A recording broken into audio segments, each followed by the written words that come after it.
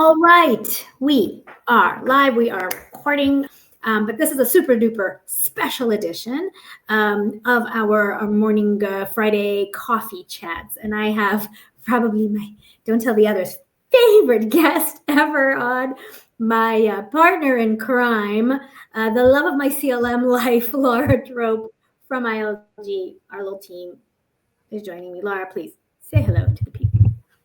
Hello, everybody. It is very exciting to be invited from behind the scenes to in front of the scenes of this amazing series of coffee chats. I feel very honored to be here. I couldn't wait for this conversation. We were super proud and, of course, excited to share with everybody our 2025 annual study of the CLM market. It is now called the CLM Plus AI. We'll get to all of that in a minute, but we thought, you know what, we have so much to say about it. We have so much to say in it that we thought the best way to really share our thoughts and perspectives in a more casual way is to have a conversation about it. And I get to play Oprah Winfrey. I get to interview the author of this masterpiece. And, you know, Lara won't admit that it is fantastic. So I will say it for her. I'm super proud of it. I had very little to do with it. It was Lara. So I really wanted to get all of her thoughts and feelings. We're going to walk through the study in a minute. But first, Lara, I wanted to just give you the floor. Tell us a little bit about the kind of the method behind the madness. How did you go at tackling this insanely complicated topic these days? So I think that the most important place to start is that this year, looking back at 2025 at least, has been unique, not in that there aren't changes in technology and the digital landscape frequently, but the pace of change has been extraordinary, especially as it had an impact on legal teams that we work with. So to try and sort of rinse and repeat the formula that's worked well in the past for our market studies, which the spotlight of it has been a very long vendor index, felt like it just didn't fit anymore. And we'll get into the reasons why. But when thinking about how to approach this market study, I thought, well, what's the one thing we actually need to do? What do legal leaders, team leaders, executives, people leading organizations, what is the one thing we can do and take away from this year that's actually going to be a practically helpful thing to use and do? And it's really little tidbits on how we rather future-proof ourselves going into next year than trying to, solve things in the way we have in the past. So that's why the focus of it was really enabling leaders and legal teams with the right thinking and the right foundational bits and pieces to set themselves up actually to navigate change. Because pretending that it is solved and one thing is just not something we can all say in earnest anymore. Right. No, what I love about it is we are very intentional about not calling it a buyer's guide. I think over time we've seen too many flavors and versions of guides on how to go, shopping for a thing. We've certainly seen lots of various indexes and different lists, and we tried our share, of that and our approach to it. And it always felt disingenuous or not thorough enough, and not like we weren't doing justice to not just the topic, but it's really impossible to keep up with the changing landscape and the solutions on the market. And I think everybody needs to can we all just admit that? I think we're pretty self-aware on our team. And we're the first to admit it's impossible to keep up. And for every new expert out there, with all due respect to all of them, it is actually impossible to keep up. So let's not pretend. I think we're all doing our best, and our best that we can do, I think, is to share the thinking. Help people think about approaching this topic, right? Help them go into the market when they're going shopping with a foundational set of knowledge and understanding, not a checklist. Because I think that the checklists are really they're just not authentic. They just aren't real. And that's what we let's just own it, right? I mean, that's, I think, our philosophy. Yeah, I think that's right. Checklists have their place in the mini projects that form part of the overall madness for sure. But we're all trying to think about this from a top-down view. How do I get my hands around this and make progress in a way that doesn't overwhelm me completely? And that's really the thrust of what this is about. I mean, we would be honored and happy to say use this as a foundation for the checklist others are creating. That's okay. We have no issues with the various buyer's guides and checklists and indexes that are available. I think all information is useful. Right now, there's simply too much of it to be able to actively wade through it. So take the bits and pieces. And for those who want a more kind of, I want to say a deeper, thoughtful approach, perhaps in a way, I think that's what you've really just knocked out of the park. So let's walk people through this and just help orient them, because hey, there's a lot to read. This is for people who like to read, for sure, or for skimmers like me. I'm a skimmer. I like to kind of go to the thing that catches my eye in it. So with that, let's just start with the table of contents. How did you break it up, and why? How should people tackle this? Well, first of all, you've got to applaud me for writing the longest market study in the world in an era where people no longer read, apparently. So I'm glad that you're watching this if you are, because this is your official cheat sheet. You're welcome. That's right. This is as cliff notes as it can get for those of us who you can email me and send me messages as well. I will give you the shortened answer to all of this. How did I break it down? Well, thinking about our set of clients, for those who don't know, oversee client delivery at ILG. So I get to speak to a lot of leaders, a lot of teams across a lot of industries, facing different, but also largely similar problems of different shapes and sizes. And the way I thought about this was breaking down the most common themes, questions, and issues that I am asked. And I just want to tackle them in a way that's sort of built upon one another. So I mean, I don't know how you want to run through this, Lucy, but really just it's important to say that we kind of think about it top down. Why now? What has changed? What did we know before? What's different now? And then what to do about it, really. That is the simple approach to breaking down how I organized all of this. Perfect. I love that. I know you really did struggle and wrestle with it. People need to understand how much time goes into this. And we remind everybody, this isn't sponsored by anybody but us. This is much of Lara's blood, sweat, and tears for sure, but we do that intentionally. This is our homework. Nobody pays us to do this, and we don't ask people to pay to read it. And that's a very big part of our mission. So who is it actually for? Who should be reading this? So, I mean, it seems almost wrong to put it down to a checklist of personas. But like I said, the knowledge that is imparted here is really derived from a lot of the legal teams, and legal not just being lawyers, but the stakeholders and the clients of legal teams who have a stake in the contracting process, people who are really trying to grapple with change and how to lead it, really. So that anybody who has those interests. All right, that's important. I do love this concept of leading the change. We're always very particular about making sure that change management is on the top of everybody's mind all the time, regardless of what you call it or what people call it, right? The planning for this change is big, and top down is critical. And it is one of our kind of, I don't know, mantras is who are the sponsors? Is it a real sponsor? Is it an active sponsor? And we did some work around actually developing a framework where that is one of the key elements, and we can get to that later. Agnostic but opinionated. We love our unofficial tagline. Lara, what does that really mean? What does that mean? What does it mean? It means we are, for better or worse, married to the idea that we will give you our honest and unfiltered opinions or advice. We are not skewed by partnerships or relationships, again, for better or worse, and we have strong opinions about why we give that advice, really context specific every time, using all of the crazy bits and pieces of knowledge that swirl around in our heads. That's right. Super important. I love Lara's disclaimer here, everybody. This was not written by AI. None of it was. That shows you how much blood, sweat, and tears went into this. This is all real human intelligence. Good old HI, the way we still like it. I mean, this is thought leadership. That's why we are very adamant about AI has a super important place in our day jobs, as it should in everybody's, but not when we're sharing truly our thoughts and opinions. So I love that Lara put that in there. We provide our little visual just so people can see, hey, we've been at this for a little while as a consultancy, but let's look. Before 2018, we lived and breathed commercial contracting in-house as either attorneys, legal operations professionals, or business professionals who were just doing lots of contracts. So we really come at it from a been there, done that. Okay, why is this more important now than ever before?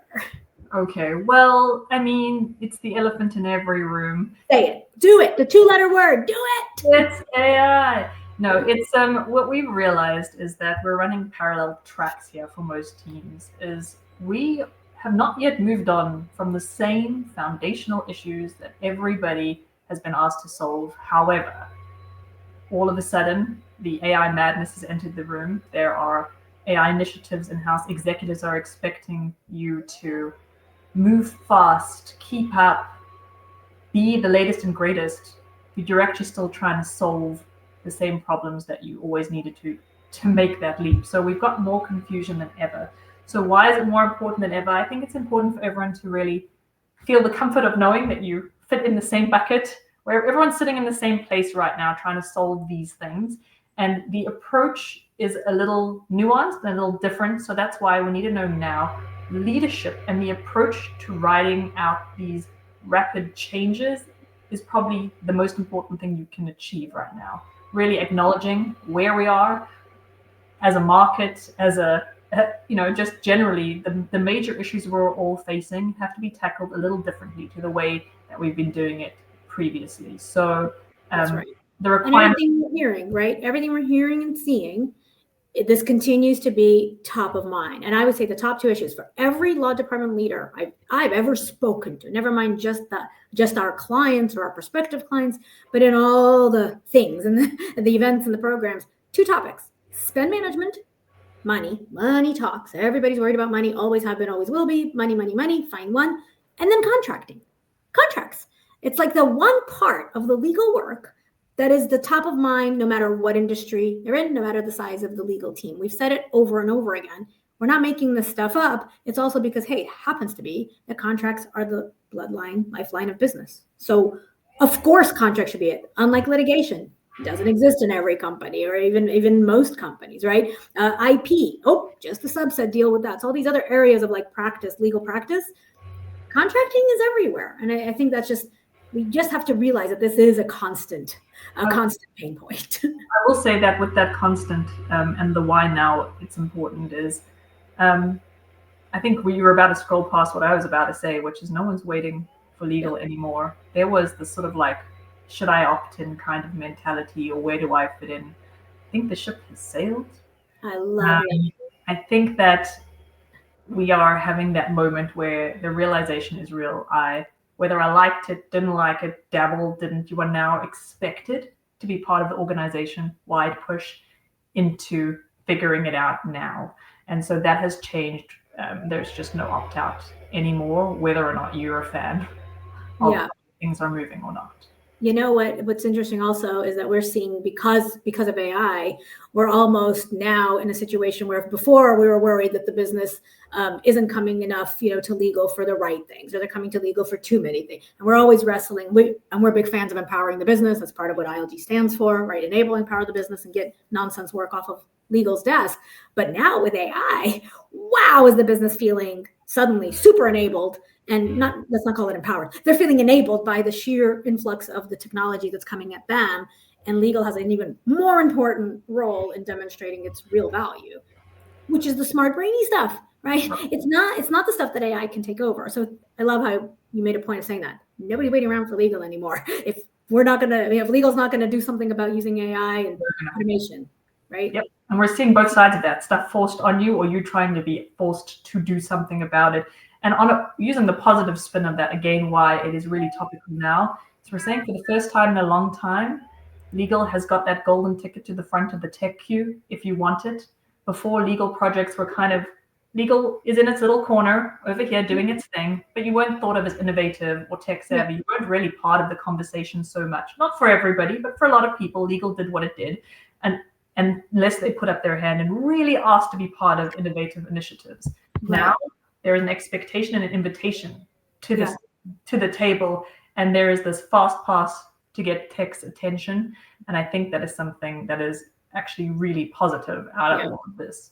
That's a Fabulous point. I think you're spot on. What we've heard before was the whole IT is never going to give me any attention. Suddenly, you're right. We kind of have a way in. All right. We've got so much more to get through. We're going to now tackle what is the current state? Isn't that the whole point of a market study? What the heck is going on out there? How to do this in a short amount of time. Right. Okay, I can, because it really isn't that hard to say. What needs to be said is that it is as complicated as you think it is. The definition or the standard idea we have of a CLM system, what is CLM, that kind of got thrown out a little bit this year because it got squishy in every which way, because there were always the core sort of what we think of as end-to-end CLM players. They're still there. However, with all the influx of AI-enabled point solutions, other tech solutions that also are purposely and intentionally staying away from calling themselves CLM tools, they're rebranding and they're marketing themselves all over the place, because some of them are not legal specific tools either. Some of them just can be used for contract review, for example. So when you think about solving automation for contracting, it can mean many, many things now in multiple pieces. The tech stack possibilities have sort of exploded. And then also the net effect of the vendors is there is a sort of like an arms race to get as much AI into their product offering as possible. And things are changing really fast. So trying to keep up with even the ones you think is harder than before. So the short story is you're not going crazy. I mean, we're all going crazy together, but it's not just you. Trying to figure out what is the latest and greatest, what is reliable, is incredibly hard in this market. And I think that's going to continue to be crazy for a while, which is why this section is here. The list is not here because it's not super useful. What is essential is how do I future-proof my team? How do I educate myself, empower my team to ride out this craziness with all the things that are probably coming at us down the line? That's right. How do we ride this out? So people love, though, that list. We talked about it earlier on. So let's face it straight up. Where's the list, Laura? Why don't we have what were we up to last time? Did we hit 200 last time? It's all still available. Everybody can still look at what we did last time, but it was a lot. Where's our list? Our list, our latest published list, let's put it that way, is still in our last year's report. And you are able to access it. I think their link is in this report as well, and through our website. Where is the big list of everything sitting in ILG's knowledge bases to be used on a context-specific client advisory basis, because I refuse to put that many names out into the wild. I think it's dangerous and exhausting to try. Yes. And I think that's, again, another one of these, let's be honest and let's be fair. The no list is complete. It's out of date the second anybody tries to put a list together. We love our little framework view, as always. Let's talk a little bit about the framework. Why do we keep anchoring around this? And I've been hammering this since the minute I opened this business. Why do we love this?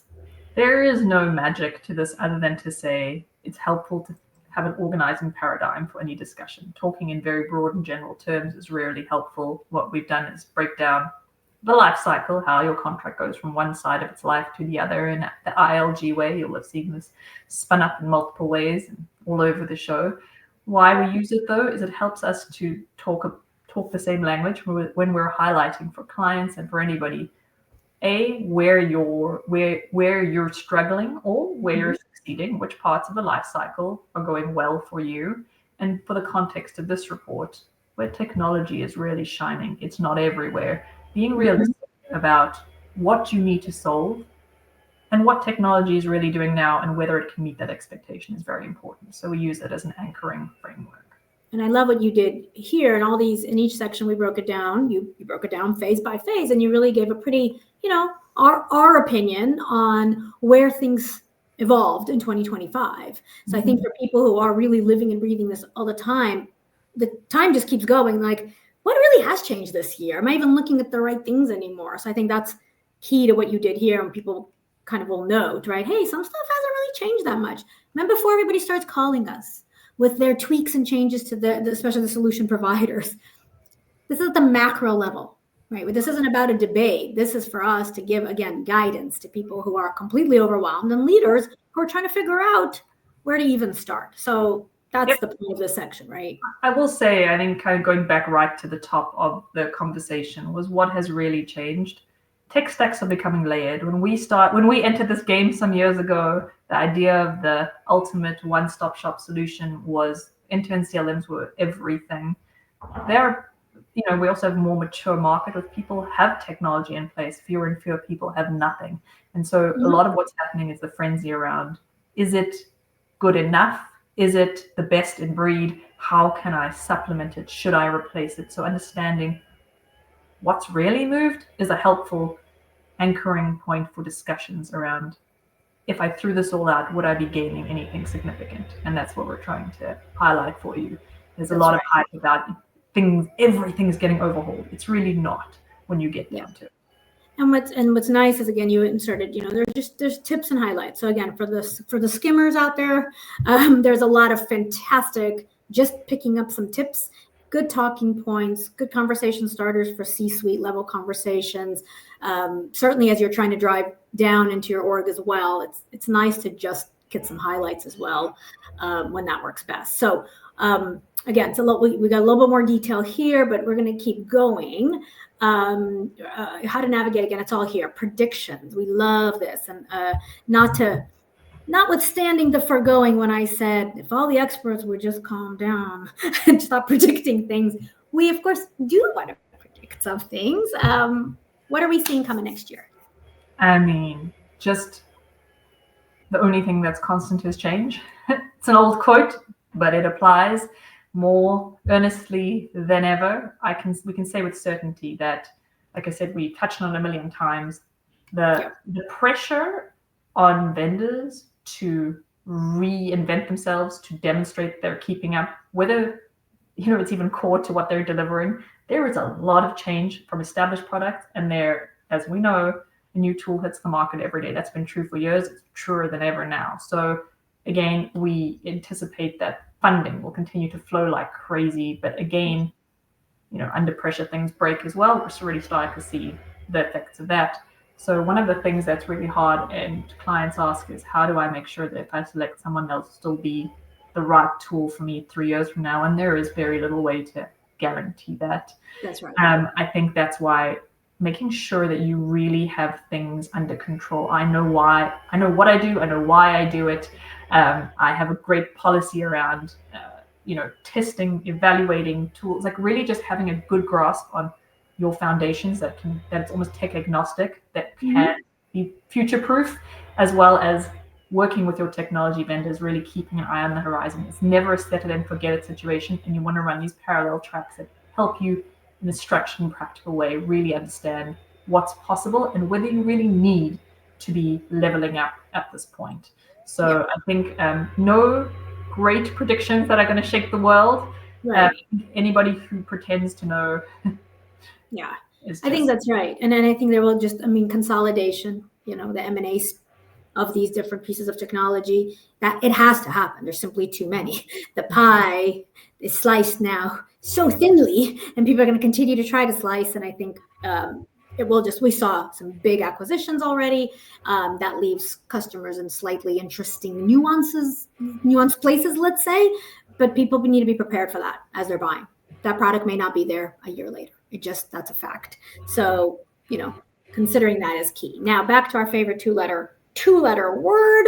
We got about 6 minutes left and we still have so much to get through, but I will just quickly, what has AI done to CLM? And by the way, we have I will be on a webinar in January. I'm sure there'll be information floating around that, I think on the 13th, where we're going to be answering the big question, is AI killing CLM? Is it the death? What are we thinking?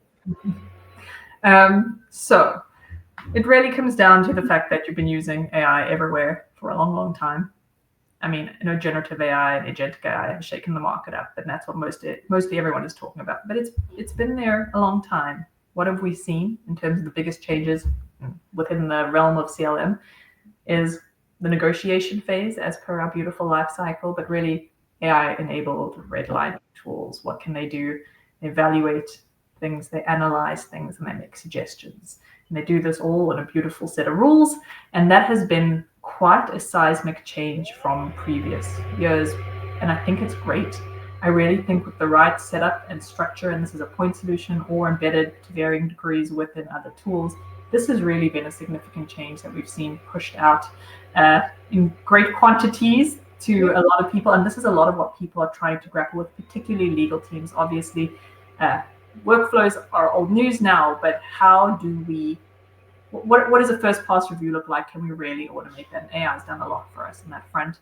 And another one, like I said, we hear a lot about contract intelligence, which is just really rapid extraction of data using AI, which is faster, more accurate, and you're able to engage with that data using a lot more, natural language questions and other things. So the nature of finding your data, the data being more accurate and being able to, link together in certain ways that never used to, has been significant. So we are seeing a maturity in that space. And those are the headline AI changes for 2020, for 2025, as far as we've seen. Yeah. And that whole extraction part goes together with manage, right? So that store and manage is together. At the end of the day, really smart repositories are becoming really, really, really smart suddenly. And I think that's the moral of that story. As everybody's trying to assess and figure out AI, I know that you painstakingly are constantly revising and figuring out what is a framework. How do people go about it? So you did a little work on that. What are we thinking on kind of AI readiness and how I think some of this is really not exciting to hear, but you cannot still make significant progress everywhere if you have bad foundations. Yes, some tools will work alone to surface data quickly, sure they will, but if there is a unclear mess at the core of it, you're going to struggle to make all the progress that you want. It goes back to, from a leadership perspective, really understanding, what am I trying to achieve? What is my why? And then putting in the plans that need to, and most importantly, the people to make it happen. Empowering people is a whole section in here. It is very important. As a leader, your responsibility, you can't do this alone. And it's a constant, like I said, the change is constant. What are we doing to run a parallel track to help us learn and test meaningfully so that we actually can have an answer to why I don't need this or why I might? I think that is very important. And then I know we're stopping on ROI here. What is the real ROI of AI? Oh, well, it's not great at the moment. I'll tell you that in terms of dollars and cents, it's hard to quantify. And I think that regardless of, I wouldn't oversell what you're going to get a return on in the immediate future in terms of from AI. However, there is somewhere in this report the thing that says, what is the cost of opting out? You cannot opt out. That's not really something. What happens if I do nothing? Well, that's not really an option anymore. The cost of opting out for you right now just makes a bigger gap to catch up and figure out. And, I think that you want to just stay informed, even if you don't action everything.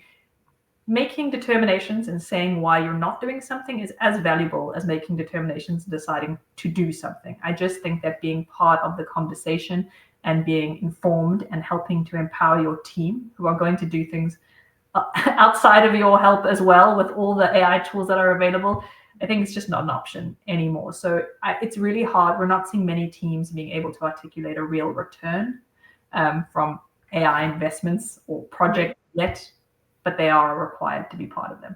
Yep. And we've got a pretty detailed action plan here, which people can take the time to take a look at. We have about 30 seconds left. And I think with that, I do want to help orient people a little bit around this framework and another framework. I mean, we try to put out as many frameworks as possible, really, because anything that will work to help certain people and how they think in certain organizations, we always want to give them visuals and ways to kind of tackle this. I mean, it's an elephant that you got to take one bite at a time.